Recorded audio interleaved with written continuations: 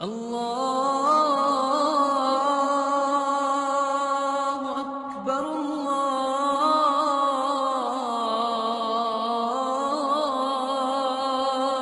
اکبر۔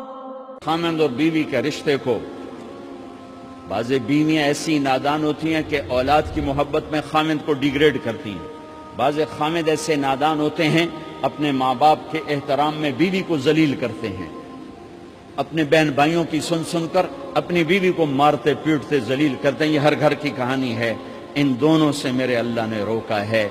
خاوند اپنی بیوی کو سب سے زیادہ عزت دے، بیوی اپنے خاوند کو سب سے زیادہ عزت دے۔ حقوق میں سب سے بڑا حق اب خاوند اور بیوی کا ایک دوسرے کے ساتھ جوڑا گیا ہے کہ ان سے نسل چلنی ہے، ان سے نسل چلنی ہے۔ آپ حیران ہوں گے، بیوی کے ذمہ خاوند کی روٹی پکانا شریعت نے نہیں لگایا، تو خاوند کے ماں پیو کی روٹی کیسے ذمہ ہوگی؟ خاوند کے بہن بھائیوں کی روٹی کیسے ذمہ ہوگی؟ کتنی بہنوں نے گھر اجاڑ دیے بھائیوں کے، کتنے ساس سسر نے اپنے بیٹے کے گھر اجاڑ دیے۔ یہ چاروں طرف پھیلی ہوئی کہانیاں بتا رہا ہوں، کوئی خواب نہیں سنا رہا ہوں، کوئی باہر کی زندگی نہیں بتا رہا ہوں کہ جوائنٹ فیملی سسٹم بہت اچھا ہے اگر شریعت کا پتہ ہو، اور بہت برا ہے اگر شریعت کا پتہ نہ ہو۔ چڑا چڑی بھی اکٹھے ہوتے ہیں تو گھونسلہ الگ بناتے ہیں کہ ساس سورا کے دائیں سرتے نہ آ پاوے۔ شریعت نے یہ عورت آنے والی لڑکی کا حق رکھا ہے کہ اگر خاوند کے پاس طاقت ہے تو اس کو الگ گھر دے۔ اگر وہ ڈیمانڈ کرے کہ آپ مجھے الگ گھر لے کر دیں تو یہ ماں باپ کی نافرمانی نہیں، یہ حق تلفی نہیں، اس آنے والی کا حق ہے کہ اس نے تیری نسل کو سنبھالنا ہے۔ اگر یہ ساس کے بھی سنیں، سسر کے بھی سنیں، نندوں کے بھی سنیں، دیور کے بھی سنیں، پھر تیری بھی سنیں، تو یہ تو پاگل ہے، یہ بچے کہاں سے پالے گی؟ یہ بچوں کی تربیت کب کرے گی؟ یہ تو دن کو روئے گی کہ سس ہے آکھے، رات کو روئے گی سو رہے آکھے، اگلے دن آکھے گی میں نے تو تیری بہن ہے آکھے ہے۔ تو اس کو تو بچے پالنے کا وقت نہیں۔ ہماری نسل کیوں برباد ہو گئی کہ ماؤں نے اپنی ڈیوٹی چھوڑ دی ہے۔ 3 سال کا بچہ سکول میں ڈالنے بلا سکول والوں کیڑی فکر ہے، انہوں نے پیسے لے کے انہوں کھڈاونا۔ میرے نبی نے کہا 7 سال تک تو نماز بھی نہ کہو، گلے سے لگا کے رکھو۔ 7 سال تک نماز بھی نہ کہو، بس اس کو قریب کرو قریب کرو قریب کرو، 10 سال میں جا کے نماز کہو۔ 3 سال کے بچے کو ڈالتے ہیں سکولوں میں، اس کے لاشعور میں ماں باپ سے نفرت پیدا ہو جاتی ہے۔ یہ میری اب بیتی ہے، اللہ نے مجھے تبلیغ میں لگا دیا تو شریعت پڑھنے کے بعد اللہ نے میرا سر جھکا دیا، ورنہ میں تو بالکل باغی ہوتا۔ تو میرے نبی فرما رہے ہیں 7 سال تک نماز بھی نہ کہو، بس سینے سے لگا کے رکھو تاکہ تمہاری صفات منتقل ہوں اور تمہاری محبت ان کے اندر منتقل ہو۔ تو جب بیوی پر پورے گھر کا بوجھ پڑ گیا تو وہ اپنے بچوں کو کب پالے گی اور بچوں کی کب وہ تربیت کرے گی؟ وہ تو صبح سے شام تک چولہے پر تھک چکی ہے، اور اوپر سے جو تانے ہیں وہ الگ ہیں، جلی کٹی، کبھی ساس کہہ رہی، کبھی سسر کہہ رہا، کبھی بہنیں، کبھی دیور، تو وہ تو بالکل بیچاری پاگل ہو جاتی ہے۔ کہیں اس کا الٹ بھی ہوتا ہے، آنے والی ایسی آتی ہے کہ پورے گھر کو تباہ کر کے ماں باپ کو بھی دھکا دلا کے اپنے خاوند کو لے کے نکل جاتی، ایسا بھی ہے لیکن یہ بہت کم ہے۔ ابتدائی رشتہ خاوند اور بیوی ہے، خاوند اور بیوی یہ ابتدائی رشتہ ہے۔ اللہ نے آدم کو بنایا اور حوا کو ساتھ بیوی بنایا، اولاد بعد میں دی۔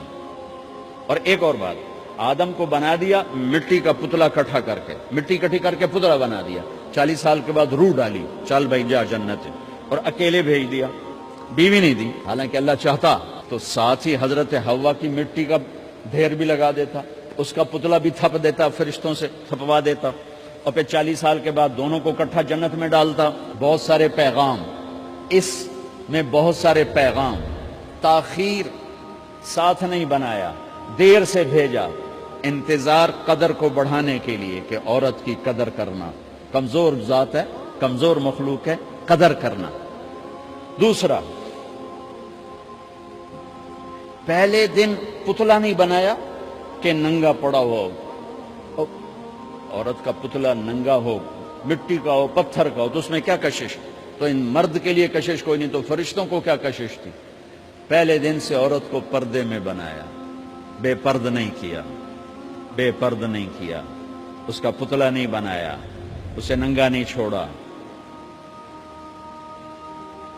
اس کو پہلے دن سے کورڈ، اور کیسے بنایا؟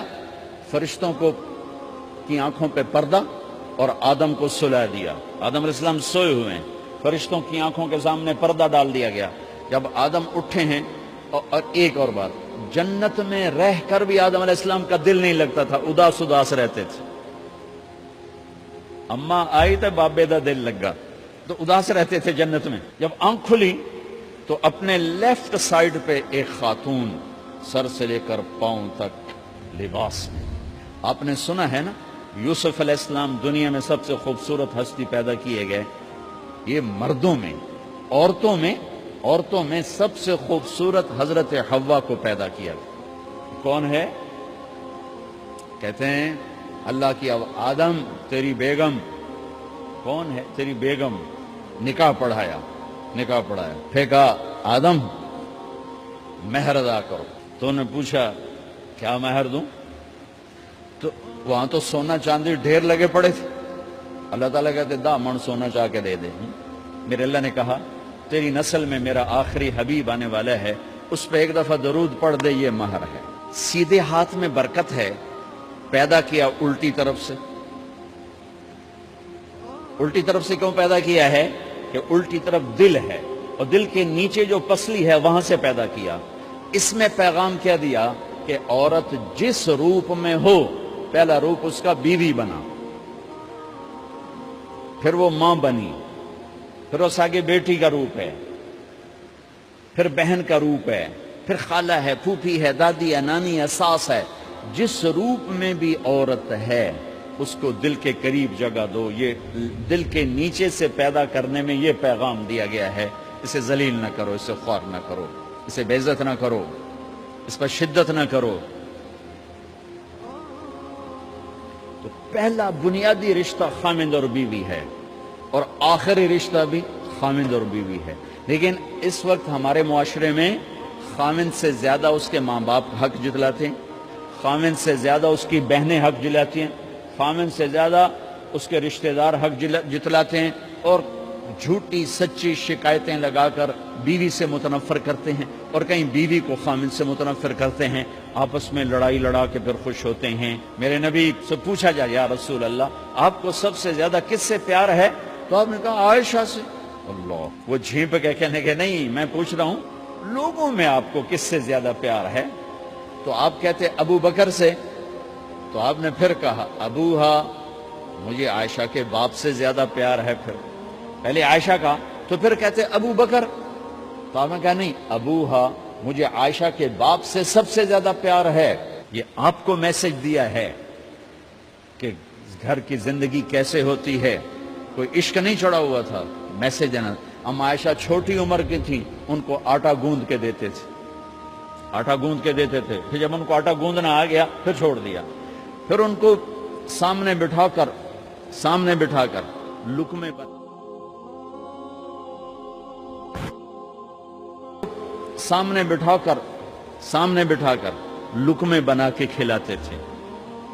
پھر ہم عائشہ رضی اللہ تعالیٰ عنہ کوئی گوشت کا ٹکڑا، وہاں بڑے بڑے گوشت کے ٹکڑے پکائے جاتے تھے، تو کوئی گوشت کا ٹکڑا اٹھایا اور ایسے 2-4 جگہ سے نوچا اور پھر رکھ دیا، سارا کھایا نہیں جاتا تھا، تو اللہ کے نبی اسی کو اٹھاتے اور حضرت عائشہ کو دکھا کر جہاں سے حضرت عائشہ نے نوچا ہوتا تھا وہاں سے یوں کاٹ کے دکھاتے تھے۔ پھر حضرت عائشہ رضی اللہ تعالیٰ نے گلاس اٹھایا پانی پینے کے لیے، جہاں ہونٹ لگائے پہ گلاس رکھ دیا، بڑے بڑے گلاس ہوتے تھے، تو حضرت ہمارے نبی اٹھاتے تھے، جہاں عائشہ کے ہونٹ لگے ہوتے تھے وہاں ہونٹ لگا کے پانی پیتے تھے۔ یہ آپ کو سکھانے کے لیے ہے، اپنے گھر والوں کے ساتھ بیٹھ کے کھانا کھاتے۔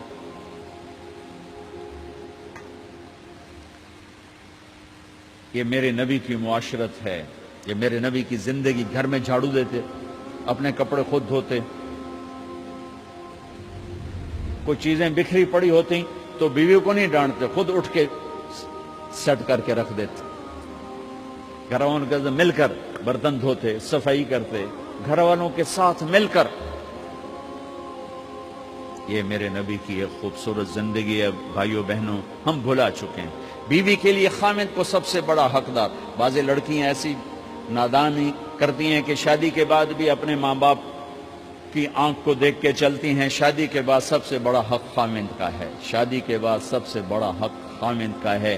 ماں باپ پیچھے چلے جاتے ہیں, بہن بھائی پیچھے چلے جاتے ہیں, لیکن یہ نادانیاں بھی دیکھنے کو ملتی ہیں کہ شادی کے بعد بھی ماں باپ اپنی بچی کو اپنے قابو میں رکھنے کی ترتیبیں سوچتے ہیں تو وہ بھی اپنی بچی کا گھر برباد کر دیتے ہیں. میرے نبی سے پوچھا گیا یا رسول اللہ عورت پر سب سے زیادہ کس کا حق ہے؟ تو آپ نے فرمایا اس کے خامند. ایک خاتون ہے, یا رسول اللہ میری شادی ہو رہی ہے تو میرے اوپر میرے خامند کا کیا حق ہے؟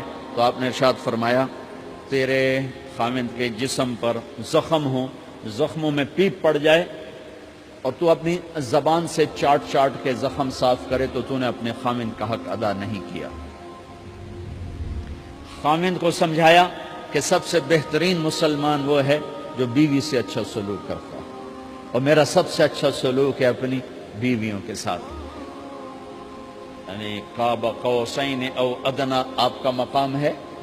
اللہ پاک کا دیدار اپنی آنکھوں سے کیا ہوا ہے, اور آپ ہمیں معاشرت سکھا رہے ہیں کہ ایک جہاد کے سفر سے واپس آ رہے ہیں, ہم عائشہ ساتھ ہیں, تو آپ نے صحابہ سے کہا بھئی آگے چلے جاؤ. وہ سارے آگے چلے گئے. جب سارے نظروں سے غائب ہو گئے تو آپ نے کہا عائشہ دوڑ لگاؤ گی میرے ساتھ؟ عائشہ نے نہیں کہا, میرے نبی نے کہا دوڑ لگاؤ گی. آج کل کا کوئی علامہ بھی یہ نہیں کرے گا. عائشہ دوڑ لگاؤ گی میرے ساتھ؟ کہا جی لگاؤں گی. تو دوڑ لگائی تو عائشہ فرماتی میں آگے نکل گئی, اللہ کے نبی پیچھے رہ گئے. چاہے آپ جان بوجھ کے آستہ ہوئے ہوں ان کی دل جوئی کے لیے. کچھ سال گزر گئے, پھر جہاد کے سفر سے واپسی ہو رہی ہے تو آپ نے صحابہ سے کہا بھائی آگے چلے جاؤ. تو سارے آگے چلے گئے, غائب ہو گئے. عائشہ دوڑ لگائیں؟ کہا جی لگائیں. تو فرمایا کہ ان دنوں میں ذرا موٹی ہو گئی تھی, جب دوڑ لگائی تو اللہ کے نبی آگے نکل گئے. تو پھر آپ نے کہا عائشہ ہذہ بتلکا, عائشہ اب تیرا میرا حساب برابر ہو گیا. اس دفعہ تو آگے نکل گئی, آج میں آگے نکل گیا. یہ میرے نبی کی معاشرت ہے کہ بھری محفل میں کہہ رہے ہیں مجھے عائشہ سے سب سے زیادہ پیار ہے. اور عرب میں عیب تھا, جیسے ہمارے ہاں بھی عیب ہے کہ کوئی بھری محفل میں کہ مجھے بیوی سے سب سے زیادہ پیار. تو تیری ماں کتنے گئی؟ ماں کا اور خانہ ہے, بیوی کا اور خانہ ہے. ماں کی اور جگہ ہے, بیوی کی اور جگہ ہے. تو میں آپ سب سے کہتا ہوں ماں باپ کی وجہ سے بیویوں پہ زیادتی نہ کرو, بیوی کی وجہ سے ماں باپ پہ زیادتی نہ کرو. لا